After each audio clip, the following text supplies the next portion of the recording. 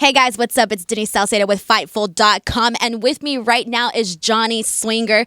Johnny, you know what? It's great to see you back, not just at Impact, but in wrestling. How are you feeling right now? I feel great, and what's funny about what you just said is I've been getting a lot of that mainstream on Twitter. Oh, Johnny Swinger, where's he been for 15 years? He hasn't been in the ring. He's probably out of shape. I've actually been wrestling full-time all these years since leaving WWE, just kind of concentrated in the Southeast with what we call independent wrestling events, which are run by various people throughout the country and world. And I've stayed active all these years, and I think it's helped me become a smarter wrestler and how to perform in front of different Southern crowds are different than Northern crowds, but they still appreciate the wrestling, you know, and they come out and they see us, and they're huge fans. They love to come up and meet us and stuff, and I've just kind of stuck with it all these years, and I just kind of knew that eventually I was going to end up back on a national stage, and some people thought, you know,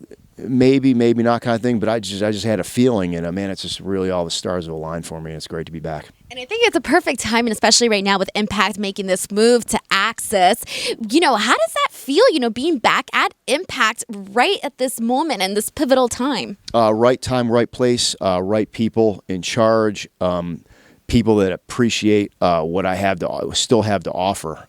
So it's just unbelievable opportunity for me, and to see the production. I was at the first TV tapings in Las Vegas. It was my debut, and I was just blown away by the production, how everybody is on the same page, and it's so much work that people don't realize that go on behind the scenes to create this weekly episodic TV with all these characters and personalities, and just to get all that together is just they got an unbelievable crew here, and I'm just excited to be a part of it, help out in any way I can with my years of experience, and there's so many other folks here that have my kind of experience and even more, and I think we finally got a really good crew of people together, and we're going to do some damage on national level. That's awesome. So what brought you back to Impact? Like, what made the decision to say, like, hey, you know what? I have something to offer. Let's go for it. Actually, I got the call from Scott D'Amore, who's a great friend of mine over, my gosh, since my beginning days in wrestling. He was responsible for my first break ever with WCW, and was behind bringing me into the original TNA. So he was always a great friend that knew how to use Johnny Swinger better than anybody as a talent, and I think he's in the position, and I really think from what he told me that they were just kind of in a creative meeting, and there was an idea thrown up, and he thought of me, and everybody was just kind of like, you know what, that's going to work, we're going to do it, and they did it, and it's rolling, and it's going unbelievable for me. So isn't that the best part, where, you know, someone literally thinks of you, maybe like out of nowhere, like, hey, I think this guy would be perfect for this? Yeah, and that's how it used to happen in the old days.